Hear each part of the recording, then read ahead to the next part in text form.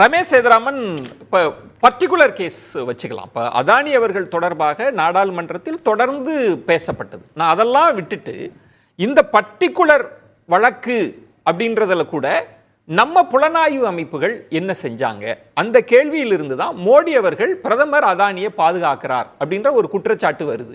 வெளிப்படையாக கேட்குறாங்க, நாடாளுமன்ற கூட்டுக்குழு விசாரணைக்கு ஒத்துக்குங்க, செபி இதுக்குள்ள வரட்டும், எல்லா அமைப்புகளும் வந்து விசாரிங்க அப்படின்னு தான் சொல்றாங்க.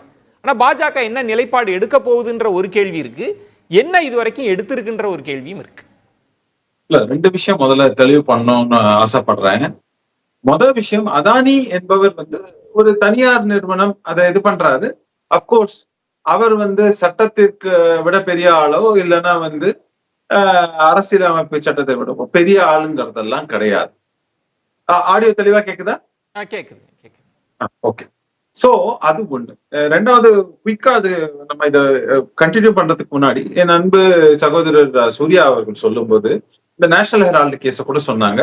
அது வந்து ஒரு தனி மனிதராக திரு சுப்பிரமணியம் சுவாமி அவர்களால் தொடரப்பட்ட வழக்கு. அது இன்னுமே நிலுவையில இருக்கிறதுக்கு காரணம் வந்து அதே நமது பாஜக அரசு தான். அதுல இருந்து சரியான ஒரு முன்னெடுப்புகளை அடுத்த கட்டமாக எடுத்து செல்லவில்லைங்கிறது எல்லாமே நம்ம பார்த்து கொண்டு இருக்கிறோம். ஏன் அந்த தொய்வுங்கிறது புரியல. இப்போ முக்கியமா நம்ம பார்க்க வேண்டிய பல விஷயங்கள் இருக்கு.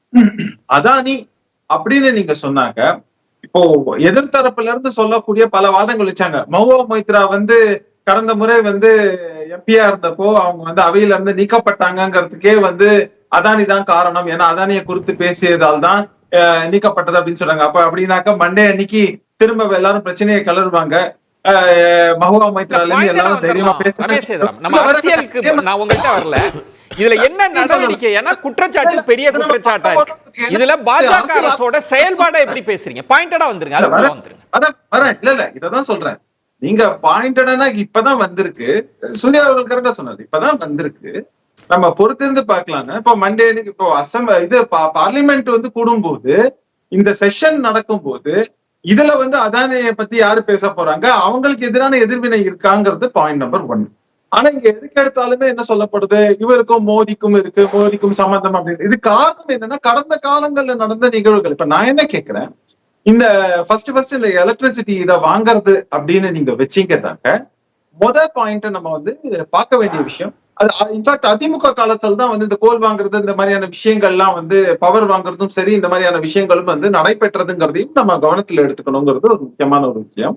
அது தொடர்ந்து அது வந்து இப்ப நம்ம திமுக தரப்புல இருந்து வந்தப்ப என்ன சொன்னாங்கன்னாக்கா, நாங்க வந்து இப்போ வந்து விலையை குறைச்சு வாங்கி இருக்கோம் அப்படின்லாம் சொன்னாங்க.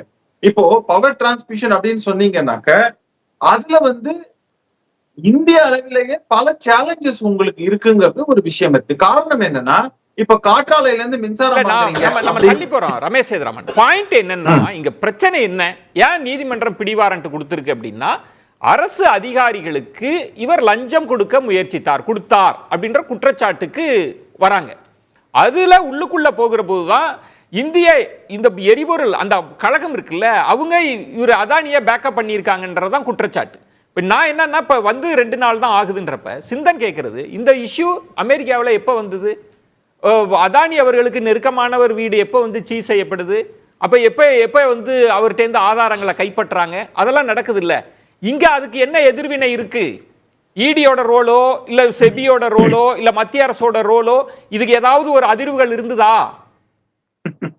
ஏங்க, ஒரு எதிர்கட்சியில இருந்து குற்றம் சுமத்தப்பட்ட ராகுல் காந்தி அவர்கள் அவரோட ஃபாரின் சிட்டிசன்ஷிப்பே கேள்விக்குறியா இருக்கு. அதை பத்தியே நடவடிக்கை எடுக்காத பாஜக அரசு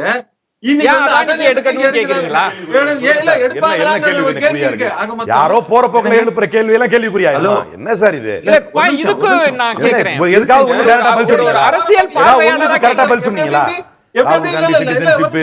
ரமேஷ் சேதுராமன் ஒரு அரசியல் கேள்வியா? அதுக்கு ஆதாரம் கொடுக்கணுமா? இல்ல அரசியல் ஒரு அரசியல் ரமேஷ் சேதுராமன் என்னுடைய கேள்வி என்னன்னா, உங்களுக்கு நான் மொத்த டாக்குமெண்ட் கொடுப்பேன் சார். சார் தனிப்பட்டு வேண்டாம் ரமேஷ் சேதுராமன், என் கேள்விக்கு இதுதான் முக்கியமானது. நான் திரும்ப அந்த புள்ளியில் தான் பேசணும்னு நினைக்கிறேன். எதற்காக எதிர்க்கட்சிகள், அதுவும் குறிப்பாக பாஜக அரசுன்னு கூட சொல்லல, பிரதமர் மோடியே சொல்றாங்க, மோடி வந்து இவரை பாதுகாக்கிறார்.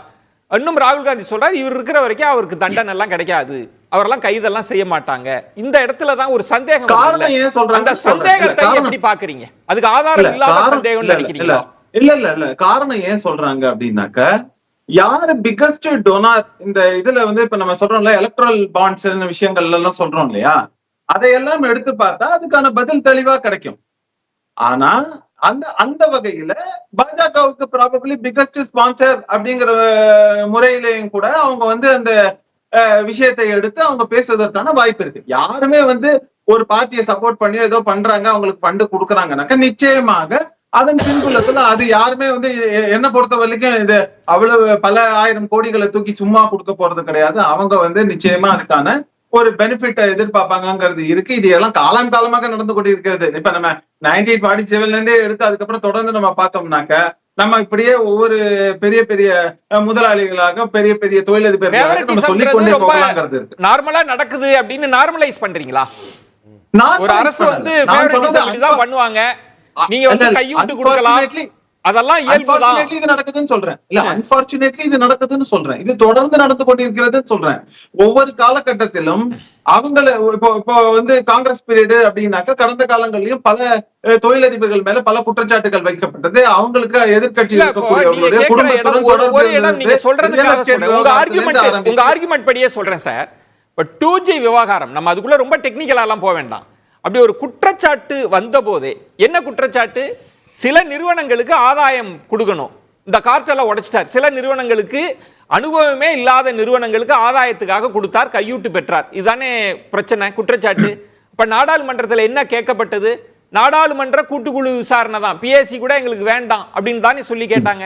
அதைத்தானே இன்னைக்கு எதிர்கட்சி கேட்கறாங்க. நாடாளுமன்ற கூட்டுக்குழு விசாரணைக்கு அனுமதிப்பதில் என்ன சிக்கல்? அதுதான் சொல்றேன். இப்போ எப்படின்னாக்க அந்த 2G விவகாரத்தையே எடுத்துப்போமே, 11 வருஷத்துக்கு மேல ஆச்சு. இன்னைக்கும் நம்ம வந்து அதுக்கான ஒரு இறுதி இதை வந்து ரிசல்ட் எட்டணுமாங்கிறது கிடையாது. எல்லாமே கிடப்பில போடப்பட்டிருக்கு. இப்ப இன்னைக்கு நிலைமை எவ்வளவு